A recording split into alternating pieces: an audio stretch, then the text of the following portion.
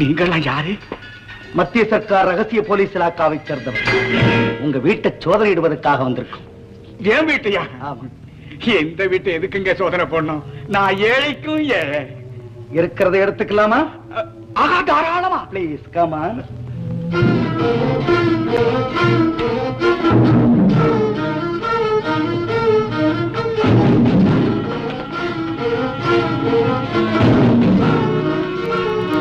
இறங்க இந்த இடத்தை.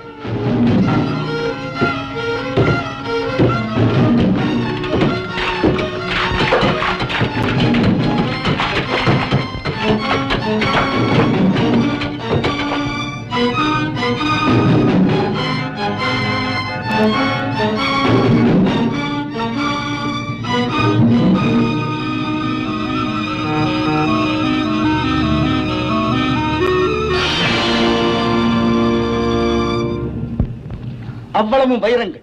ஆமா, ஒண்ணு இல்லைன்னு சொன்னீங்கல்ல? பொய் சொன்னேன். இனிமே இருக்கிறதெல்லாம் நானே எடுத்து கொடுத்துறேன். கமா.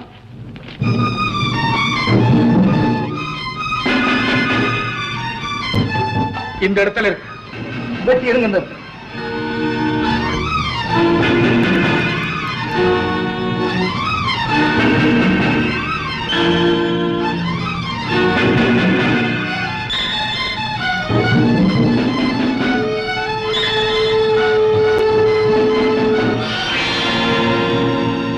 அதான் நானே எடுத்து கொடுத்துட்டேனே. இனிமே என்கிட்ட ஒண்ணு இல்ல. ஒண்ணு இல்ல இருக்கிற எனக்கு தெரியும். வாங்க போ.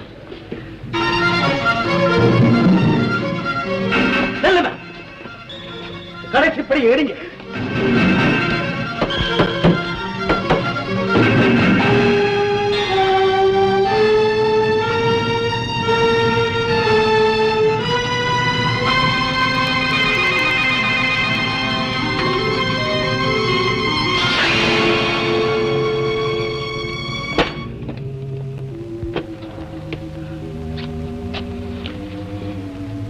என்ன மிஸ்டர் நம்பியப்பன், இந்த தங்கத்தையும் பணத்தையும் எத்தனை நாளா புதைச்சு வச்சிருந்தீங்க?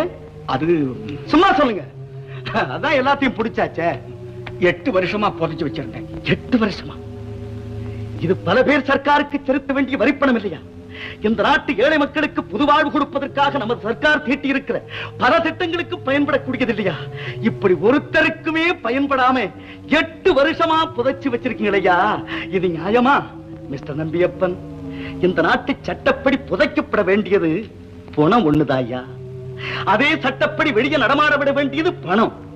அந்த பணத்தை பணமாக்கி பூமிக்குள்ள புதைச்சு வச்சிட்டதுனால எண்ணடங்காத ஏழை மக்கள் எல்லாம் நடப்பணமா நலிஞ்சு கிடக்குறாங்க ஐயா, நலிஞ்சு கிடக்குறாங்க.